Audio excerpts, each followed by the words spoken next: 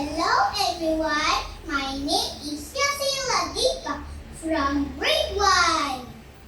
Ako, ikaw, tayo. Tayong lahat ay Pilipino. Bansang Pilipinas ang siyang idolo. Ipinagmalaki sa buong mundo. Sa isip, gawa at salita. Pagka-Pilipino ay hindi mawawala.